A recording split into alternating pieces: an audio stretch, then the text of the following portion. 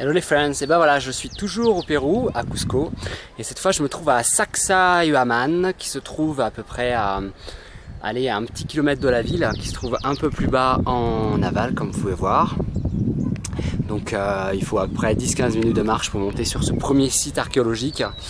C'est assez incroyable en fait, car en fait le Pérou est réputé pour sa civilisation pré-inca et inca qui en fait avait une connaissance extraordinaire de la construction et de la précision et du souci du détail. Et le plus grand mystère en fait de cette civilisation, c'est simplement en fait qu'elle utilisait des techniques d'assemblage et de découpage de la pierre et de la roche qui aujourd'hui nous est totalement inconnu. Voilà. Donc là, le premier exemple le plus flagrant, c'est donc ici à Sacsayhuaman. Et vous voyez ces énormes rochers, comme vous pouvez le voir, qui font pour la plupart facile 1m80 maximum. Il y en a des plus gros. Et là, vous pouvez voir que ces rochers semblent être collés les uns aux autres. Regardez. Voilà, il y a à peine 1 mm de, on va dire, dans la jointure. Et encore, je dis 1 mm, c'est la pierre qui a été, on va dire, éprouvée durant toute cette période. Mais en fait, les rochers sont parfaitement découpés, ciselés, comme fait au laser, et assemblés tout simplement les uns avec les autres, comme s'ils avaient été tout simplement collés avec de la colle. Voilà, c'est incroyable, là. Le joint est d'une précision imparfaite, on ne le voyait quasiment pas. Comme vous pouvez voir, on voit quasiment pas le joint en fait de raccord des rochers. Voilà. Donc là, vous avez par exemple une pierre énorme qui doit faire aller, je dirais, on va dire une dizaine de tonnes, peut-être plus, j'en sais rien. Et ce bloc en fait est travaillé donc en 3 dimensions, de sorte à s'adapter avec les rochers supérieurs et les rochers adjacents et inférieurs. Voilà. Et donc cette pierre que vous pouvez voir qui fait donc l'angle angulaire parfaitement taillé épouse parfaitement non seulement le rocher qui se trouve à sa droite et dans son niveau supérieur, autant les rochers qui se trouvent à la gauche. Et c'est le même détail, la même précision, et c'est hallucinant, ça fait froid dans le dos tout simplement, parce qu'on se demande comment ils ont fait pour arriver à avoir une découpe aussi parfaite tout simplement avec les outils de l'époque. Et regardez, les rochers en fait sont complètement taillés pour faire en sorte de vraiment venir s'abriquer les uns dans les autres, comme un jeu de construction. Voilà, donc c'est comme ça partout. Et voilà, on n'a pas 1 mm ni 2 de défaut, d'erreur. C'est tout bonnement incroyable. Regardez là par exemple encore celui-ci. Donc ces 2 rochers en fait inférieurs ont été taillés en fait pour faire en sorte d'accueillir celui-ci. Et comme vous pouvez voir, regardez le détail de ces rochers. C'est incroyable.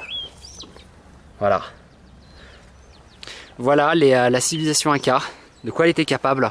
C'est qu'un vague aperçu, donc il y a d'autres aspects de leur savoir-faire qui se trouvent au musée de Cusco. Donc vous pouvez voir les images. On voit ces sortes de trous qui sont forés dans la pierre, pareil avec une précision incroyable, comme si ils avaient utilisé des forêts, comme s'ils avaient utilisé de l'eau pour creuser en fait ces rochers. Et pourtant à l'époque on est quand même à un âge où on n'est pas loin de l'âge de pierre tout simplement, et il est quasiment impossible avec les outils de l'époque de pouvoir faire de telles prouesses.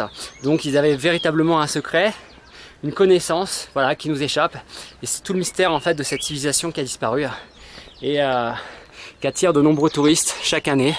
Voilà, encore un exemple typique de ce que cette civilisation peut faire avec des rochers. Regardez la précision avec laquelle les rochers s'emboîtent les uns dans les autres. C'est incroyable. Donc on retrouve aussi ce point commun sur l'île de Pâques, sur le site de Viainapu. Vous avez pu voir les photos. On voit pareil ces pierres volcaniques qui sont les unes imbriquées les unes dans les autres. Et ça reste pareil un mystère. Je veux dire, aujourd'hui, pour tailler des rochers comme ça, il faudrait déjà des ordinateurs, il faudrait des machines assistées par ordinateur, avec des fraiseuses, avec des projections d'eau intenses, voilà, pour effectuer en fait ces découpes parfaites. Donc c'est juste hallucinant. Et comme je l'ai dit un peu avant, ça fait vraiment froid dans le dos. Vraiment froid dans le dos de voir une civilisation disparue qui disposait d'un tel savoir-faire. C'est voilà, c'est époustouflant. Une leçon en fait leçon de construction, je pense, pour tout le monde. Et quand on parle de construction, on peut dire tout simplement que leurs constructions sont vraiment à l'épreuve du temps et complètement, je veux dire, solides. Voilà. Et je pense qu'un petit tremblement de terre n'affectera pas ce genre de construction qui semble vraiment avoir été étudié pour n'importe quel cas de figure. Regardez cette pierre par exemple, cette roche ici. Voilà. Cette roche-là, elle fait à peu près, je dirais, 3 mètres de haut. 3 mètres de haut, ce rocher. Regardez comment il a été taillé pour venir s'imbriquer avec les rochers à côté, supérieurs. Et comme vous pouvez le voir, il a été taillé aussi pour faire en sorte d'épouser les rochers sur les faces. Voilà. Voilà, grand mystère autour de ce site. Là, on en trouve pas mal dans le Pérou. Je fais un petit tour, on continue la visite. Alors là, on est toujours dans le même délire de construction.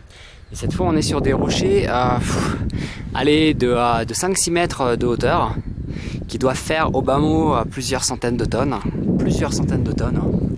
Donc voilà, donc ces rochers de plusieurs centaines de tonnes sont travaillés comme des petits rochers de 1 mètre, avec la même précision, le même souci du détail, le même imbriquement.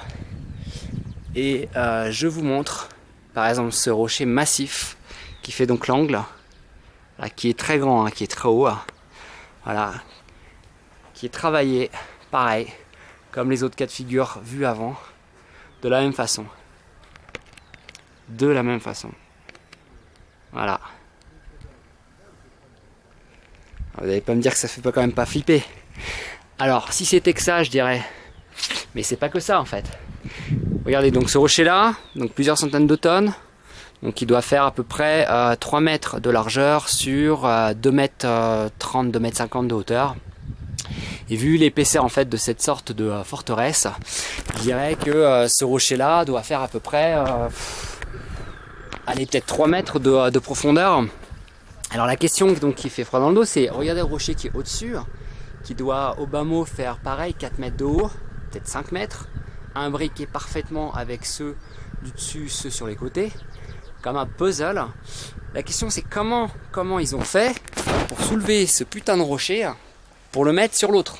Voilà, donc déjà la question de le soulever c'est déjà énorme, mais en plus la question de savoir de soulever ce rocher, mais en plus le fait qu'il s'imbrique parfaitement et qu'il est taillé parfaitement pour comme une pièce de puzzle dans ce mur, c'est incroyable. Enfin, c'est improbable. C'est incroyable. Voilà. Et au-dessus, on a encore des rochers, bon, beaucoup plus petits certes, mais qui doivent faire plusieurs tonnes aussi également. Il faut pouvoir les monter ces rochers. Et alors la question c'est, est-ce qu'ils ont sculpté les rochers une fois qu'ils étaient en haut pour étudier donc le relief et donc ils les ont taillés, ils les ont déposés en haut et ils les ont taillés ensuite, ou est-ce que ça a été taillé au sol et après élevé, voilà. Et peu importe la façon et l'ordre dans lequel les choses ont été faites, ça reste une prouesse incroyable. Regardez celui-là, regardez ce mastodonte de rocher, enfin, voilà quoi, voilà, c'est dingo. Là, on a un exemple concret de la façon dont les rochers ont été taillés. On a une petite disparité entre 2 gros rochers. Donc un gros défaut, je pense. Peut-être qu'avec le temps, le sol a bougé, la terre a bougé, donc les rochers se sont un peu séparés les uns des autres. Mais justement, c'est ça qui est intéressant, c'est qu'on va voir, en fait, exactement le point de coupure. Le point de sculpture en fait de cette roche est là, et là c'est complètement plat. Je suis sûr même que si on met on vérifie en fait la planitude de cette roche, elle est parfaite. Voilà. C'est exactement le même cas de figure ici. Voilà. Les rochers sont taillés droit, complètement droit. Vous voyez ici là, voilà, là on voit la rainure. donc la joignure qui est censée donc se coller à l'autre. Et à l'intérieur, pour que les rochers soient parfaitement collés l'un à l'autre, on a, c'est complètement plat en fait, taillé plat, complètement plat. Voilà. Donc faut savoir, c'est que les outils de l'époque, c'est un burin et un marteau. On taillait les rochers au burin ou au marteau. Alors comment obtenir une telle précision, non seulement dans les droites, mais autant dans les obliques.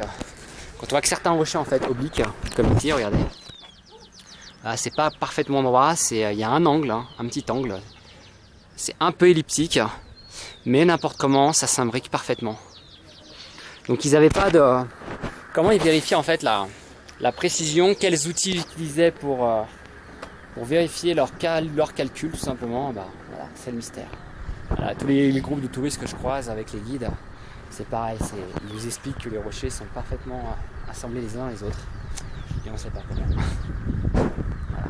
Je pense qu'on a beaucoup à apprendre de ces anciennes civilisations, c'est un peu une sorte de leçon, une grande leçon. Franchement, voilà. Allez, à plus les fans, ciao.